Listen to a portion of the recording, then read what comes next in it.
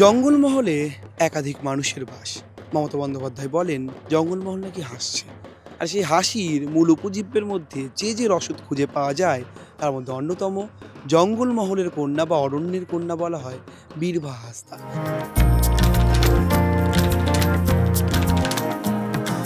বাড়িতে থাকেন একেবারে অন্য রকমভাবে। আমার সঙ্গে রয়েছেন আজকের অতিথি বীরভা হাসদা।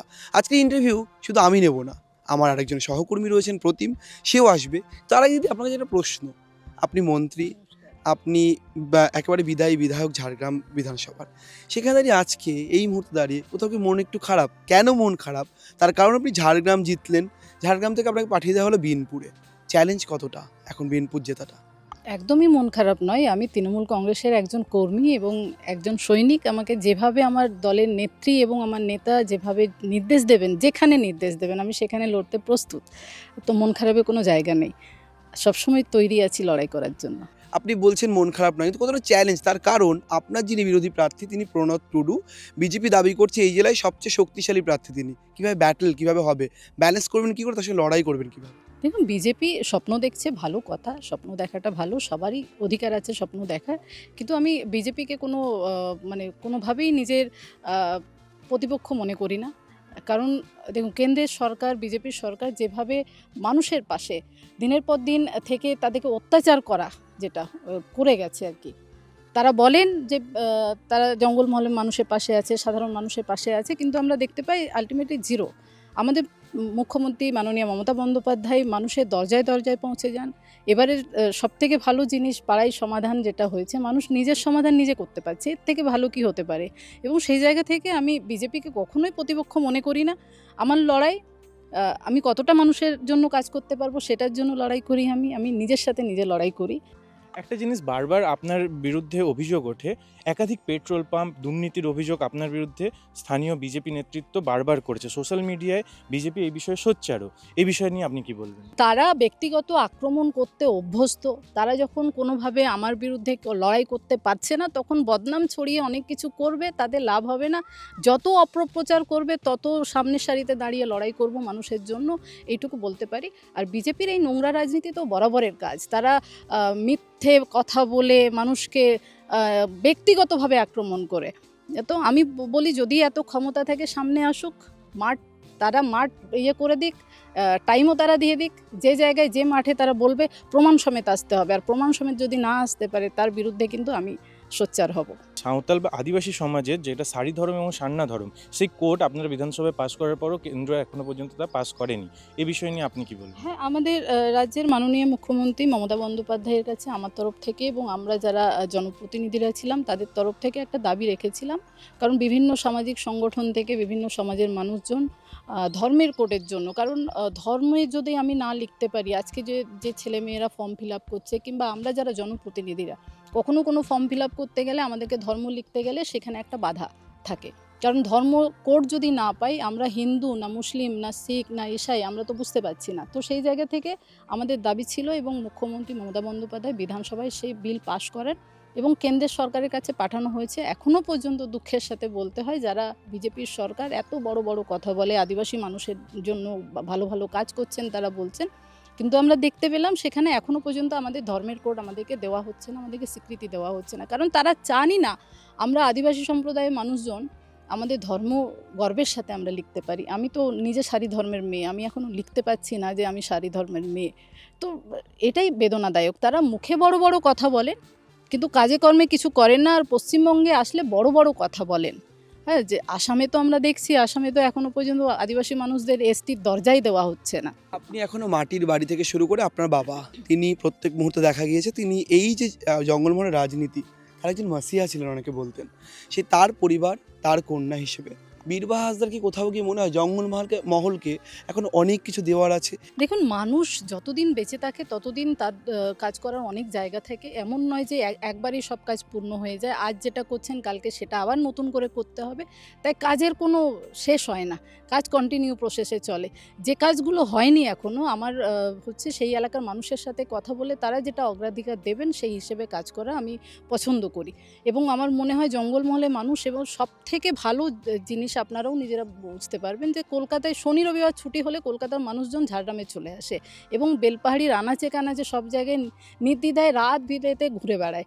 তো সেই জায়গা থেকে তো আমরা বলতেই পারি, দাবি করতেই পারি মমতা বন্দ্যোপাধ্যায়ের নেতৃত্বে এই এলাকা ভালো আছে, সুস্থ আছে এবং জঙ্গলমহলকে মানুষ ভালোবাসতে শিখেছে। সব মিলে আদিবাসীদের উন্নয়নের ক্ষেত্রে আপনার মনে হয় এখন অনেক খামতি আছে, কারণ এই শবর শ্রেণী থেকে শুরু করে তাদের কোন উন্নয়ন অনেক ক্ষেত্রে প্রশ্ন তুলছে বিজেপি বারবার করে, এই তাদের উন্নয়ন নিয়ে কি ভাবছেন? দেখুন, বিজেপি বারবার প্রশ্ন করে কারণ বিজেপি এখনো পর্যন্ত কিছু করে উঠতে পারেনি। জঙ্গলমহলে যে মানুষজন 100 দিনের কাজের টাকা পায় সেটা বিজেপি মনে করলো না।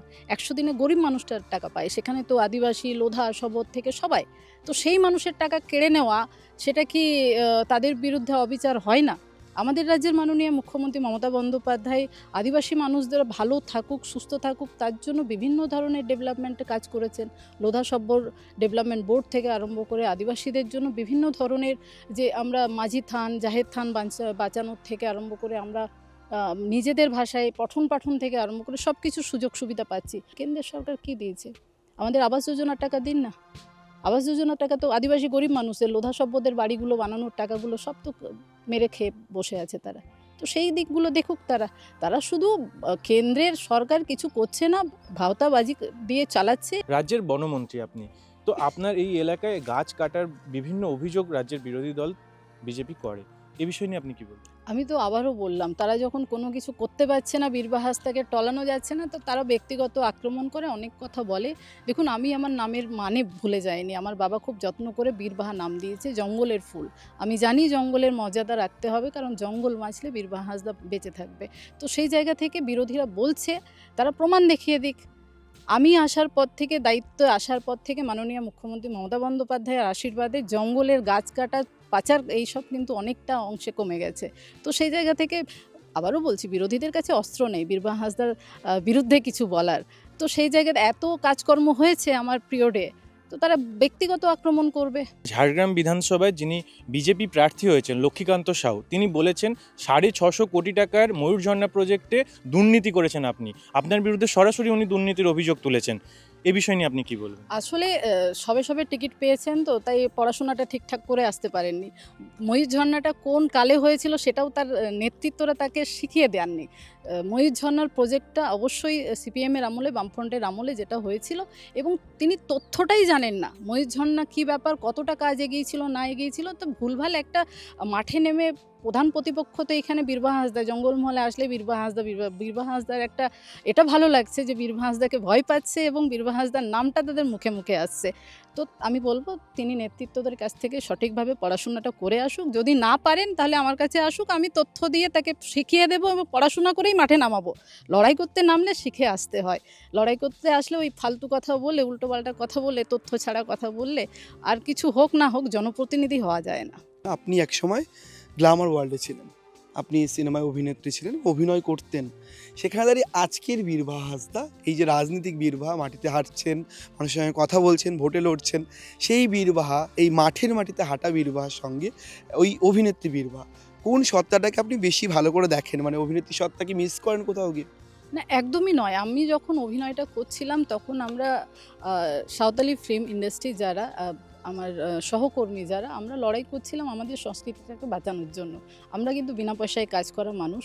আমরা আমাদের কালচারটাকে কিভাবে মানুষের দরজায় পৌঁছে দিতে পারব তার জন্য লড়াই চালাচ্ছিলাম, এবং তখনও যেরকম ছিলাম এখনও সেরকমই আছি। আমি মানুষ হিসেবে বদলাইনি। হ্যাঁ, মাঝখানে মানুষের আশীর্বাদে, ভোট নামক আশীর্বাদে আমি বিধানসভায় গেছি, মন্ত্রিত্ব পেয়েছি, একটা ট্যাগ অবশ্যই জুড়ে গেছে। কিন্তু মানুষ হিসেবে বীরবাহা হাঁসদা আগে যা ছিল এখনও তাই আছে। আমি কখনো মিস করি না আমার আগের যে কর্মকাণ্ড ছিল। একটাই হচ্ছে, তখনও মানুষের জন্য কাজ করা, এখনও মানুষের জন্য কাজ করা। প্ল্যাটফর্মটা আলাদা হয়ে গেছে কিন্তু একই জিনিস এখনও আছে। রাজ্যের বিরোধী দল শুভেন্দু অধিকারী বলেছিল বীরবাহা হাঁসদাকে জুতোর তলায় রাখি, আর সেই শুভেন্দু অধিকারী বিরুদ্ধে আপনি বারবার সোচ্চার হন। এবারে রাজ্যের মুখ্যমন্ত্রী মমতা বন্দ্যোপাধ্যায়ের বিরুদ্ধে শুভেন্দু অধিকারী প্রার্থীও হয়েছেন, কি বলবেন তাকে? দেখুন, আমি তো বলবো তাকে মানে তিনিও হতে পারেন অনেক দিনের রাজনীতিবিদ, অনেক দিন ধরে রাজনীতি করছেন, কিন্তু ওনার উচিত একটু ভদ্রতা শেখা। কখন কাকে কিভাবে বলা হয়, আমি তো একজন জনপ্রতিনিধি। আমরা একই জায়গায় বসি বিধানসভাতে, সেই জায়গা থেকে দাঁড়িয়ে উনি আমাকে আমার নামে, দেবনাথের নামে যেভাবে বললো যে পায়ের তলায় রাখে, তো আমার মনে হয় যে শিক্ষার অভাব, কিংবা উনি বোঝাতে চেয়েছেন উনি কিছুদিন আগে বিজেপিতে জয়েন করে খুব বড় বিজেপি কিছু হয়ে গেছেন, কারণ উল্টোপাল্টা বললেই বিজেপি হওয়া যায়, এটা তো আমি দেখেছি।